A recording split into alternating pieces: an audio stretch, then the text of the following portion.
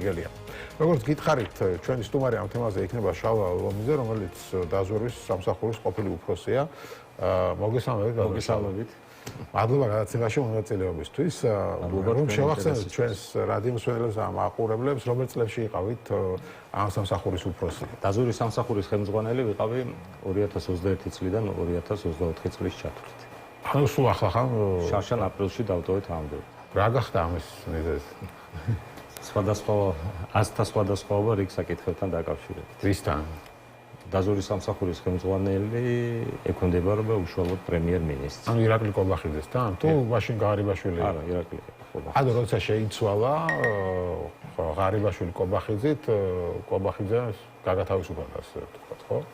ასე გამოდა რა? რამოდენიმე თვე თანამშრომლობით რიგ საკითხებთან დაკავშირებით, თუმცა მოგვიანებით იყო რაღაც საერთაშორისო თანამშრომლობის ფორმატთან დაკავშირებული გარემოებები და შეიძლება თქვა რა საკითხზე.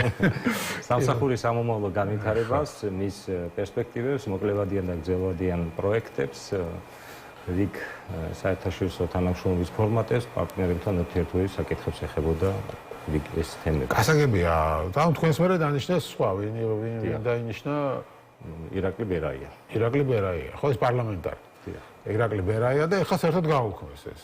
ჯერ არ გაუქმებიათ არის ინიციირება, ასე ვთქვათ, არსებობს საკანონმდებლო პაკეტი, რომელიც ითვალისწინებს დაზვერვის სამსახურის, როგორც დამოუკიდებელი საქმე უწყებო დეპარტამენტი ან დირექტორატი, გახდეს სახელმწიფო უსაფრთხოების სამსახურის ერთ-ერთი შემადგენელი დირექტორატი თუ დეპარტამენტი. ნაცვლად. რა და თქვენი აზრით რა გახდა ამის მიზეზი? ახლა თავისი კაცი დანიშნეს, ახლა თავისი გუნდიდან, ხო, პარლამენტიდან ირაკლი ბერაია.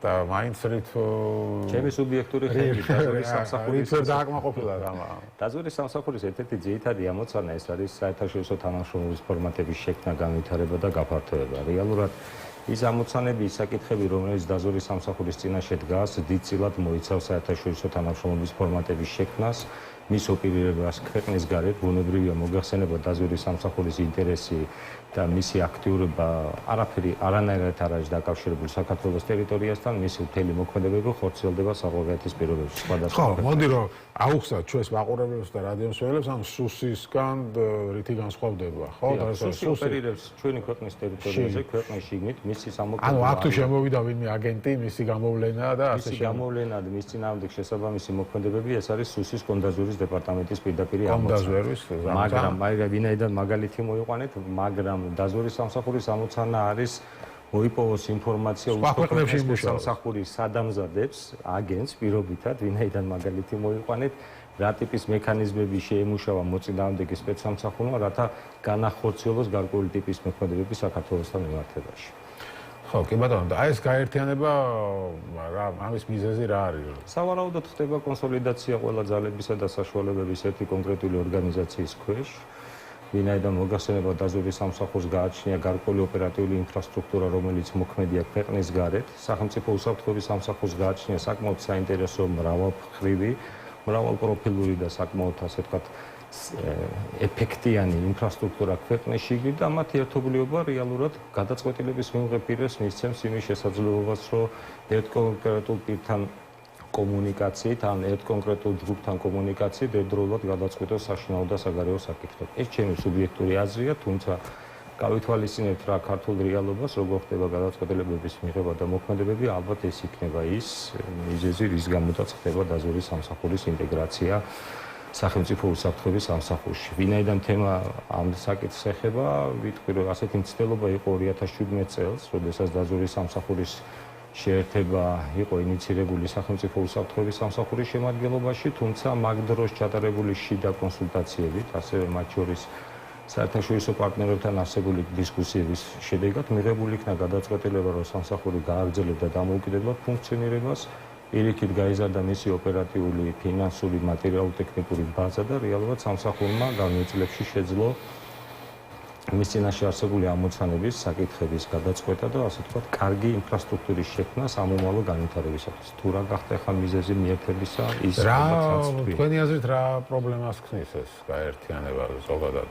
ანუ რატო ჯობია რომ ცალკე იყოს? ჯობია იყოს ცალკე, თუ მივისწრაფით ასე ვთქვათ, დასავლური სტანდარტებისკენ დიდი წამყვანი სახელმწიფოების, ძირითადად დიდი წამყვანი სახელმწიფოების სადაზვერვო ორგანიზაციები, ეს არის ცალკე მოქმედი დამოუკიდებელი სახელმწიფო სტრუქტურები, სრულიად განსხვავებული გაჟღერდა მოსაზრება, რომ თითქოს და დაზვერვის სამსახური და სახელმწიფო უსაფრთხოების სამსახური ერთი და იგივე საკითხის გადაწყვეტას ემსახურებენ. ეს ნამდვილად არ არის, განსხვავებული თემატიკა, განსხვავებული მუშაობის ტაქტიკა, განსხვავებული მოქმედების არეალები არსებობს. შესაბამისად დაზვერვის სამსახურის მოშორებით სახელმწიფოს ეძლეოდა და ეძლევა შესაძლებლობა აქტიურად ითანამშრომლოს უცხო ქვეყნის შესაბამის უწყებებთან, იგი უზრუნველყოფდა სახელმწიფოს საერთაშორისო და საგარეო საფრთხეებთან დაკავშირებულ საკითხებზე, თავისუფალი იყო თავის გადაწყვეტილებებში, უშუალოდ ექვემდებარებოდა კონკრეტულად პრემიერ-მინისტრს და ზოგადად ჩემი სუბიექტური აზრია, მათ შორის უმაღლესი პოლიტიკური თანამდებობის პირებიც უნდა იყვნენ დაინტერესებული, რომ მათ ჰქონდეთ სხვადასხვა არხებიდან სხვადასხვა ალტერნატიული ინფორმაციის მიღების შესაძლებლობა. იყო შემთხვევა, როდესაც დაზვერვის სამსახური გახლდათ 2004 წელს სახელმწიფო უშიშროების სამსახურის შემადგენელი, თუმცა რამოდენიმე თვეში მათ მოუწიათ იდეის ავტორებს და რეფორმატორებს მოუწიათ ამ გადაწყვეტილების უარყოფა და კვლავ დაზვერვის სამსახური გახდა დამოუკიდებელი სახელმწიფო უწყება. თუმცა ამ რამოდენიმე თვიანი მიერთების პროცესში სამსახურის შიდა ინფრასტრუქტურა, მისი საინფორმაციო ბაზა პრაქტიკულად ყველაფერი გახდა ხელახლა გასაკეთებელი და ხელახლა ასაწყობი. იგივე პრობლემის წინაშე აღმოჩნდა. რატო გახდა ხელახლა გასაკეთებელი? იმიტომ რომ მოხდა გარკვეულწილად რიგი ინფორმაციების, ანუ წვდომა ინფორმაციაზე, სენსიტიური ინფორმაციაზე გაიზარდა ცალკეული პირების მხრიდან, ასევე მოხდა ცალკეული თანამშრომლობის შემცირება, რაც არც ახლა არის გამორიცხული, რომ გარკვეულწილად შეექმნას პრობლემები თანამშრომლებს და მათ მოუწიოთ სამსახურიდან წასვლა. ეს არის ინსტიტუციური მეხსიერება, ეს არის საიდუმლო ინფორმაციასთან ცლომის რესურსები და ეს დამატებითი გამოწვევები და დამატებითი კრიტიკული საფრთხე შეიქმნება ამ მიმართულებით შიდა ინფრასტრუქტურაში. კიდევ თქვენ ახსენეთ აი სხვადასხვა პარტნიორ სახელმწიფოებთან თანამშრომლობა, როგორც ვთქვით, ამერიკასთან და სხვებთან აქტიურად თანამშრომლობდა, ხო, ჩვენი დაზვერვის სამსახური და აი ეს ამ თანამშრომლობის შეზღუდვაც ხომ არ არის მიზეზი? დაზვერვის სამსახური ერთ-ერთი საუკეთესო პარტნიორი იყო კრიტიკულად განსაკუთრებით უფრო სწორად სტრატეგიულ პარტნიორებთან. დიახ, ეს იყო ამერიკის შეერთებული შტატები, ეს იყო ცალკეული წამყვანი სახელმწიფოები ევროპის კონტინენტზე და არ გამოირიცხება და ბუნებრივია, რომ ამ ტიპის მიერთების შემთხვევაში ვიცნობთ რა ჩვენ დასავლელი პარტნიორების დამოკიდებულება ზოგადად ასეთი ტიპის რეფორმების მიმართ. ვიცით რა მათი განწყობა, დიდი ალბათობით არა, შემიძლია დანამდვილებით გითხრათ, რომ თვითონ ჩვენსგან დამოუკიდებელი მიზეზების გამო დასავლელი პარტნიორები შეზღუდავენ თანამშრომლობას სუსის შემადგენლობაში არსებულ დაზვერვის ქვედანაყოფთან და შესაბამისად ჩვენ მაგიტომაც მახსენეთ, ჩვენ შეგვეზღუდება წვრება დასავლურ სადაზვერვო პროდუქტთან. შესაბამისად ეს გაცვლა ხდებოდა, ხო? გაცვლა ხდებოდა, ეს არის არა მხოლოდ გაცვლა, ეს არის გამოცდილების გაზიარება, ეს არის ჩვენი თანამშრომლების გადამზადება, ეს არის ჩვენი თანამშრომლების მონაწილეობა საერთაშორისო სხვადასხვა ტიპის პლატფორმებში, სემინარებში, კონფერენციებში, სადაც რეალურად სამსახური დახურული სისტემაა. ეს ყველაფერი რეალურად გვეძლეოდა შესაძლებლობა ჰქონოდა მოკლე დროში, ნაკლები დანახარჯებით და სანდო პარტნიორისგან საინტერესო ინფორმაციის მიღების შესაძლებლობა. ეს ინფორმაცია შემდგომში გამოიყენებოდა ბუნებრივია საქართველოს ეროვნული უსაფრთხოების საკითხების გადასაწყვეტად და ეს იყო ასე ვთქვათ შიდა მოხმარების ეროვნული პროდუქტი. ხო, კი ბატონო, ანუ ეს შეიძლება უკავშირდებოდეს ან რაღაც გართულებულ ურთიერთობებს ჩვენს დასავლელ პარტნიორებთან. დიდი ალბათობით. Deep State-თან. დიდი ალბათობით. შესაძლოა ერთდროულად ორი საკითხის გადაწყვეტა ხდებოდეს, რეალურად კონცენტრაცია ძალებისა და საშუალებების ერთი კონკრეტული სამსახურის ქვეშ და პარალელურად დასავლელ პარტნიორებთან, რომლებიც ასეთ ტიპის საკითხებს სენსიტიურად და ასე ვთქვათ ემოციურად უყურებენ პროფესიული თვალსაზრისით, მათთან თანამშრომლობის ფორმატების გარკვეულწილად კიდევ უფრო შეკვეცა, შემცირება ან რაღაცა ფილტრაციის პროცესის შექმნა. შესაბამისად ამ გაერთიანების შემთხვევაში მე დანამდვილებით შემიძლია გითხრათ, რომ დასავლელი პარტნიორების რიგი ქვეყნის სპეციალური სამსახურები მინიმუმამდე დაიყვანენ ამ თანამშრომლობას, ვინაიდან ვიცით რა მათი დამოკიდებულება ამ საკითხთან მიმართებაში და შესაძლოა ცალკეულ ქვეყნის წარმომადგენლებთან თანამშრომლობა გაკრეს კიდევაც. ხო, ანუ სპეციალურად რო თქვა რაღაც ამერიკასთან ეს რაღაც არხები იხურება საბოლოო ჯამში ასე გამო. მე ასე პირდაპირ რო ვთქვა, რომ კონკრეტულად ამერიკასთან ამ რეფორმის შედეგად გარკვეულწილად სულ დაიხურება არხი გამოურიცხავ ამას, იმიტომ რომ მათ შორის მაგალითად მოყვასტრულად განწყობილი ქვეყნების სპეციალური სამსახურებიც კი თანამშრომლობენ ერთმანეთთან. ეს არის ამ ბიზნესში ასე ვთქვათ დამკვიდრებული პრაქტიკა. თანამშრომლობა აუცილებლად გაგრძელდება უბრალოდ ნდობის ხარისხი დამოკიდებულების აღქმის ინფორმაციის გაზიარების ხარისხით დაიკლებს დიდწილად. ხო, პოზიციის მხრიდან ხშირად გვესმის განცხადება, რომ ეხლა რაღაც რუსეთთან უფრო გაძლიერდება ეს ურთიერთობა და თანამშრომლობა. ასე ნიშნები რა. ზოგადად როცა თანამშრომლობის სფეროში რაღაც ასე ვთქვათ კლუბურ სიტუაციაში ჩვენ ბიზნესს სადაზვერო საქმიანობას ასეთ კლუბური ბიზნესი ქვია და როდესაც ამ ბიზნესიდან გარკვეული მოთამაშეები გადიან, აუცილებლად შემოდიან ახალი მოთამაშეები. ეს ნიშაც არიელი არასდროს არ დარჩება. საქართველოს მიმართ არსებობს მზარდი ინტერესი ბუნებრივია რეგიონში და შესაბამისად, როდესაც სუსტდება რაღაც მიმართულებით თანამშრომლობის პროცესი, სხვა მხარე ცდილობს ამ პროცესში ჩართვას. ეს არის ჩვეულებრივი ტაქტიკური მოქმედება. მიღებული პრაქტიკაა და არსებობს სპეციალური, ასე ვთქვათ, მეთოდები, გზები, საშუალებები მისათვის, რათა საქართველოს სპეციალური სამსახურების სხვა ქვეყნის სპეცსამსახურებმა დააინტერესონ რიგ საკითხებთან მიმართებაში და მოახდინონ ჩვენი ჩართვა ამ თანამშრომლობის პროცესებში. როგორც კი დავკარგავთ დასავლელ პარტნიორებს, მათ ადგილს აუცილებლად დაიკავებენ სხვა პარტნიორები, რომლებიც დიდი ალბათობით ვერ იქნებიან დასავლელი პარტნიორები.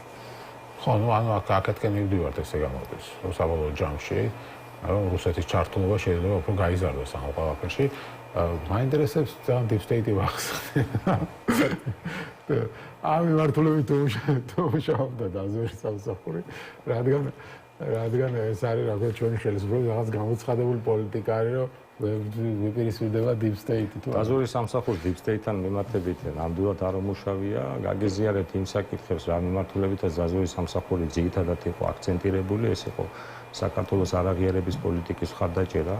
საქართველოსთან მიმართებაში სხვადასხვა ქვეყნებიდან, მათ შორის სრულად გაყოფილი ქვეყნებიდან მომდინარე საფრთხების შეფასება, ანალიზი, მათ შორის საერთაშორისო ტერორისტთა ბრძოლა, არალეგალურ მიგრაციასთან და სხვა მსგავსი ტიპის დანაშაულებების ინფორმაციის მოპოვება და ძირითადი თემა იყო სწორედ რომ არაღიარების პოლიტიკის მხარდაჭერა და ტერიტორიულ მთლიანობასთან დაკავშირებით საგარეო საქმეთა სამინისტროსთან, სახელმწიფო უსაფრთხოების სამსახურთან და ეროვნული უშიშროების საბჭოსთან კოორდინაციით რიგი სენსიტიური საკითხების გადაწყვეტა. მას ჰქონდა ამ მიმართულებით საკმაოდ საინტერესო წარმატებები, საკმაოდ საინტერესო შედეგები, მაგრამ კიდევ ერთხელ აღნიშნავ, ამ ტიპის შედეგების მიღწევა დასავლელი პარტნიორების მხარდაჭერისა და თანადგომის გარეშე პრაქტიკულად შეუძლებელი იყო. ხო, ჩემი კითხვა ახლა ნახევარად ხურობით იყო ბუნებრივი და deep state-თან დაკავშირებით, რადგან ახლა პრემიერ-მინისტრის დონეზე ირჩევა ეს საკითხები და ასე შემდეგ. სერიოზულად თუ ვისაუბრებთ, ხშირად არის ასეთი პრეტენზია თქვენი სამსახურის მიმართ არა, თქვენი ყოფილი სამსახურის მიმართ არა, უფრო კონდაზვერვის მიმართ, მაგრამ იქნებ გაქვთ ინფორმაცია, რომ აი რაც ხოცება მოვიდა არც ერთი რაღაც რუსეთის აგენტი და ასე შემდეგ არ გამოულენიათ და რატო თქვენი აზრით? ზოგადად პრაქტიკა როგორ არის გაგიზიარეთ, რატო არ გამოულენიათ, ნამდვილად ვერ გეტყვით ამასთან დაკავშირებით, დარწმუნებული ვარ ერთ რამეში, რომ მე ზუსტად ვიცი კონდაზვერის დანაყოფი რა ტიპის კვალიფიციური კადრებით არის დაკომპლექტებული და მათი შესაძლებლობები. შესაბამისად დარწმუნებული ვარ, რომ საქართველოს უსაფრთხოების სამსახურის კონდაზვერის დეპარტამენტს ნამდვილად ექნება ინფორმაცია იმასთან დაკავშირებით, თუ რა ტიპის ოპერატიული რესურსები მოქმედებს თქვათ საქართველოს ტერიტორიაზე და ზუსტად ვიცი, რომ ეს ინფორმაცია აქვს. ზოგადად კონსადაზვერო საქმიანობის განხორციელების დროს არ არის აუცილებელი მაინც და მაინც დააკავოს სპეციალური სამსახურის წარმომადგენელი, ვინაიდან ასეთი ტიპის პროცესი ზოგადად იწევს სკანდალებს სახელმწიფოთა შორის ურთიერთობებში. არსებობს უამრავი ფორმულა, მექანიზმი, რომელიც არის ისტორიულად დამკვიდრებული და პრაქტიკაში არსებული, რომელიც სპეციალურ სამსახურებს განსაკუთრებით კონსადაზვერო ორგანიზაციას აძლევს სხვადასხვა ტიპის ოპერატიული კომბინაციების განხორციელების შესაძლებლობას. რამდენად იყენებს დღეს კონდაზვერო ამას, ეს კონფიდენციალური საკითხია და შესაბამისად ვფიქრობ, რომ ამის თეობაზე ალბათ ინფორმაცია ექნება შესაბამის კომპეტენტურ პირებს, როგორც პარლამენტში, ასევე მთავრობაში. საბოლოო ჯამში ხშირად ასევე კიდევ ერთი პრეტენზია, რაც ისმის, განსაკუთრებით ასევე სუსის მიმართ არის ის, რომ ძალიან დაქვემდებარებულია ის პოლიტიკურ ინტერესებს. პარტიულ ინტერესებს უფრო მეტად ემსახურება, ვიდრე სახელმწიფო ინტერესებს. რამდენად ეთანხმებით ამ შეფასებას? ძიმე შეფასებაა. მინდა გამოვრიცხრო სახელმწიფო უსაფრთხოების სამსახური პარტიული ინტერესით არ მოქმედებს. დაზვერვის მაგალითზე ვიტყვი, რომ დაზვერვის სამსახურს გავსი ტიპის ამოცანა არაზოს არ ქონია, ყოველ შემთხვევაში რაც მე მახსოვს. ეხლა გარეთ გარეთ სხვათაშორის გაერთიანების შემთხვევაში ესეთი ერთ-ერთი ფაქტორი, რამაც შეიძლება გარკვეულწილად დააზიანოს დაზვერვის სამსახურის თუ დავუშვოთ იმ ალბათობას, რომ დღეს სახელმწიფო უსაფრთხოების სამსახური გარკვეულწილად რაღაცა ტიპის პროცენტით ასრულებს პოლიტიკურ დაკვეთებს, ვისი ალბათობა შეიძლება მაღალი იყოს, მაშინ ეს აუცილებლად ეხმარება სასახლეს მასში ინტეგრირებული დაზვერვის დანაყოფის საქმიანობაზე და შესაბამისად ეს იქნება კატასტროფა მაგ ორგანიზაციისთვის, ვინაიდან პოლიტიკური ამოცანების შესრულება პრობლემურია, რომ ბუნებრივია სახელმწიფო უსაფრთხოების სამსახურისთვისაც, მაგრამ იმ მცირე კომპონენტისთვის, რასაც დაზვერვის სამსახური ჰქვია, ასეთი დავალება და მის შესრულებაზე ორიენტირება კატასტროფა იქნება დანამდვილებით. ხო, წარმოვიდგენია კი ბატონო, თუმცა შეიძლება ვიღაცას ქონდეს მოსაზრება, რომ აი ჩვენი დაზვერო ეხა მოსადიც არ იყოს თან რაღაც ეგეთი, რომ ამე განსაკუთრებულს აკეთებთ. ზადვე აგენტები არ ყავდეთ მაგათ და ასე შემდეგ. ჩვენი დაზვერო რომ მოსადი გახდეს, ამისთვის არის საჭირო რათა სამსახურმა გაიცოდოს რეფორმა და ამ მიმართულებით უდიდესი ინვესტიცია იქნა განვლილი წლების განმავლობაში ჩადებული. ძალიან კარგია თუ ოდესმე საქართველოს დაზვერვის სამსახური გახდება მოსადის ტიპის ორგანიზაცია, მაგრამ დამოწმუნდეთ მოსადმაც გაიარა გარკვეული ტიპის პროცესი განვითარებისა და მასაც ჰქონდა გამოწვევები და მასაც ჰქონდა სირთულეები, მათ შორის პოლიტიკური ისტაბლიშმენტთან ურთიერთობის ნაწილში და მასაც აქ დღეს ჩავარდნები ალბათ. ამიტომაც ცოდნა პრაქტიკულ საქმიანობაში ასე ვთქვათ, განვითარდება და მათ შორის პარტნიორებთან ურთიერთობის კომპონენტი არის ის, რაც მისცემს სპეციალურ სამსახურებს და მათ შორის დაზვერვის სამსახურს სწორი განვითარების შესაძლებლობას. დღეს შავი ზღვის რეგიონში არსებული უსაფრთხოებისა და დაზვერვის გარემო, ომზე არა მაქვს საუბარი, უსაფრთხოებისა და დაზვერვის გარემო იმდენად სწრაფად განვითარებადია, რომ ამ პროცესში ჩვენი ჩართულობა პარტნიორებთან და პარტნიორების ხადაჭერის გარეშე წარმოუდგენელია, პარტნიორები უნდა დაგვეხმარონ, რათა ჩვენ რაც შეიძლება მალე გავხდეთ მათი, ასე ვთქვათ, თანამეგობრობის წევრი და სწორედ რომ სწორი განვითარების შემთხვევაში არსებობს დიდი ალბათობა იმისა, რომ საქართველოს დაზვერვის სამსახური დაემსგავსოს რეგიონში ერთ-ერთ საინტერესო პარტნიორს. ამ შემთხვევაში ისრაელის სადაზვერვო სამსახურზე მაქვს საუბარი. ყავს თუ არა დაზვერვა სადღაც აგენტები, ალბათ ყავს. ასე ვერ ვისაუბრებ, მაგრამ მაინტერესებს თქვენი შეფასებით, რომ შევაჯამოთ მთავარი გამოწვევა ჩვენი უსაფრთხოების დღეს რა არის, ხო? ჩვენ აქამდე ვიცოდით და ყოველთვის დოკუმენტებში სუსის დოკუმენტში იყო რუსეთი და ასე შემდეგ, რუსეთი არის, ეხლა შემოვიდეს რაღაც, არ ვიცი, გლობალურობის პარტია და 딥 სტეიტები და ასე შემდეგ, შემოვიტანა დღევანდელმა ჩვენმა ხელისუფლებამ, თქვენი შეფასებით დღეს მთავარი გამოწვევა რა გვაქვს? ის რაც ხდება შავი ზღვის რეგიონში, ჩვენი ქვეყანა არის ოკუპირებულია კონკრეტული სახელმწიფოს მიმართ. დანამდვილებით შემიძლიათ გითხრათ, რომ ისინი საკმაოდ კარგად ხედავენ ჩვენს ქვეყანაში არსებულ პოლიტიკურ, ეკონომიკურ, სოციალურ, მათ შორის უსაფრთხოების სფეროში არსებულ გამოწვევებს, აკვირდებიან, სწავლობენ, მუშაობენ, ჩართულია მთელი რიგი ინსტიტუტები და საბედნიეროდ სპეციალურ სამსახურებს, მათ შორის დაზვერვის სამსახურს ამ საკითხთან დაკავშირებით ჰქონდა და აქვს ის კონფიდენციალური ინფორმაცია, რაც ზოგადად მას აძლევს გარკვეული ანალიზის და შეფასების გაკეთების შესაძლებლობას და ნომერ პირველი საფრთხე, ნომერ პირველი, ასე ვთქვათ, პრობლემა არის ის, რაც მოემართება რუსეთის ფედერაციიდან მისი სახელმწიფო სპეციალური სამსახურების თუ სხვა ინსტიტუტების მხრიდან. ბატონო, რამდენად ეფექტურად მუშაობთ ამ საფრთხეების წინააღმდეგ?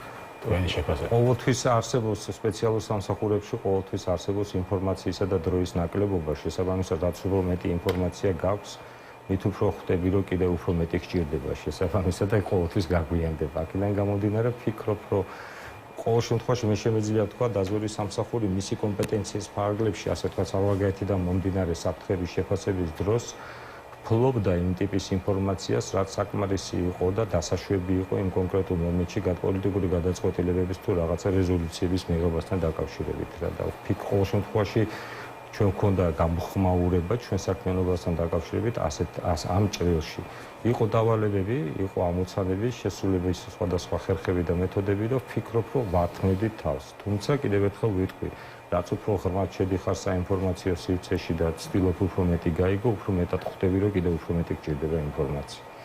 კი ბატონო და დღეს ალბათ კიდევ უფრო განსაკუთრებით გამოწვევის წინაშე ვართ, ხო, ამ რასვერაც გაერთიანება მოხდა ამ სამსახურს. ჯერ არ მოხდა, მაგრამ მე მგონი ამ კვირის ბოლოს იქნება საპარლამენტო დიდი ალბათობით მოხდება, თუმცა კიდევ ერთხელ მინდა აღვნიშნო, რომ სასურველი იქნებოდა მსგავსი ტიპის რეფორმის განხორციელების დროს მინიმუმ საექსპერტო საზოგადოებასთან ჩატარებულიყო რაღაცა ხედვა მოსაზრება, იქნება ვცდებით და არასწორად ხედავთ რაღაც სიტუაციას და ასე ვთქვათ, თუნდაც დახურულ ფორმატში ყოფილიყო განხილვა იმ თემის ირგვლივ, რასაც ქვია ორი სპეციალური ამოცანების მქონე უწყების გაერთიანება. კარგი იქნებოდა. ხო, კარგი იქნებოდა, მაგრამ ბოლო პერიოდში ჩვენ რასაც ვაკვირდებით, ეხლა სუსის უფროსიც გამოიცვალა და ბევრი გადანაცვლება მოხდა მას, მერე რაც ეს ირაკლი ყობახიძე არის პრემიერ-მინისტრი, თქვენ ბოლო კითხვა იქნება, ჩემი ლილუაშვილის წასვლას რას უკავშირებთ ქართველებს? ლილუაშვილს სამართლებრივად მისი საქმიანობის, თქვათ, ბოლო ეტაპი იყო მიმდინარე წლის ოქტომბრის თვე, როგორც მახსოვს. და სადღაც ორი თვით ადრე სამართლებრივად უნდა მოხდარიყო ახალი კანდიდატის ინიცირება. მას ჰქონდა 6 წლიანი ვადა სამსახურში ყოფნის, ახალ ვადაზე ადრე განთავისუფლება რასთან არის დაკავშირებული, ნამდვილად ვერ გეტყვით. თუმცა პროცესი საკმაოდ საინტერესოა, ვინაიდან მოხდა მთლიანი, ასე ვთქვათ, სახელმძღვანელო რგოლის შეცვლა, როგორც პირველი პირის, ასევე რამოდენიმე მოადგილის. დავაკვირდებით, საინტერესო იქნება მოვისმინოთ სახელმწიფო უსაფრთხოების სამსახურის ახალი ლიდერშიპის ხედვა, როგორ ხედავენ ამ სამსახურის განვითარების პერსპექტივას, რა იქნება პრიორიტეტები, რა ტიპის რეფორმებს ჩაატარებენ შიგნით არსებული გამოწვევების ფონზე და ასევე საინტერესო იქნება, როგორი ტიპის ამოცანებს განუსაზღვრავენ მიერთების შემთხვევაში დაზვერვის სამსახურის ახალ დანაყოფს. ხო, კი ბატონო, ბევრი კითხვა რჩება, რა თქმა უნდა, მადლობა დიდი განაცემაში სტუმრობისთვის. შავა ლომიძე იყო ჩვენი სტუმარი, დაზვერვის სამსახურის ყოფილი უფროსი, ჩვენ საუბრობდით დაზვერვის სამსახურის და სუსის გაერთიანების შესახებ. დაგვეოდოთ რეკლამის შემდეგ ჩვენ საინტერესო ეკონომიკურ საკითხებზე ვისაუბრებთ. ხელისუფლება ამაყობს იმით,